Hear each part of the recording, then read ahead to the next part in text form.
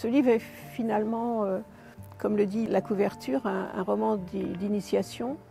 Et l'initiation, ce qui vous met sur votre route dans la vie, au tout début de votre vie, ce sont évidemment d'abord des rencontres avec des personnes. Pour ce qui me concerne, moi qui ai fait une carrière de critique d'art, des rencontres aussi avec des œuvres. Et ce que j'ai cherché à faire, c'est à combiner tout ça, à expliquer comment des rencontres professionnelles qui ont été très importantes se trouvent avoir été aussi des rencontres amoureuses ou des rencontres sexuelles, voilà. Et puis des rencontres avec des œuvres et avec des artistes. Et là aussi, il y a une part de l'intimité qui rentre en jeu. Alors il se trouve que mon métier, avant que je ne publie des romans autobiographiques, c'est la critique d'art dans le domaine de l'art contemporain.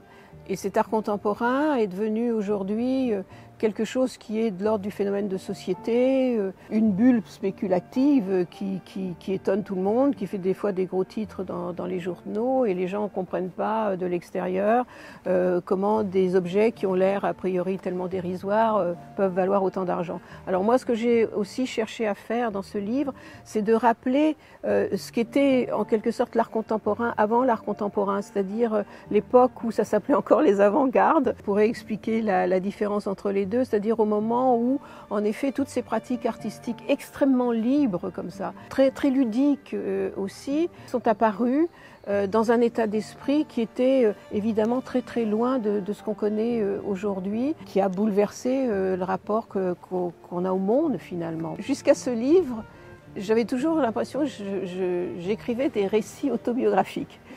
Et puis là, mes chères éditrices ont décidé que ça s'appellerait roman autobiographique.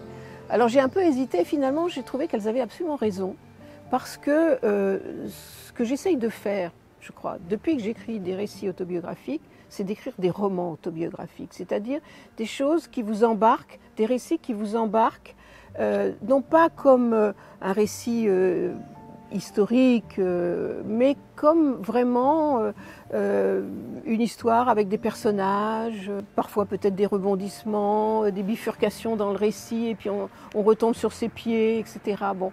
Et j'ai toujours eu ce rêve de faire rentrer ma vie dans un modèle qui était finalement celui du roman. Donc, est-ce que j'ai réussi cette fois-ci? Je ne sais pas, mais peut-être que je m'en suis approchée un petit peu plus que les fois précédentes.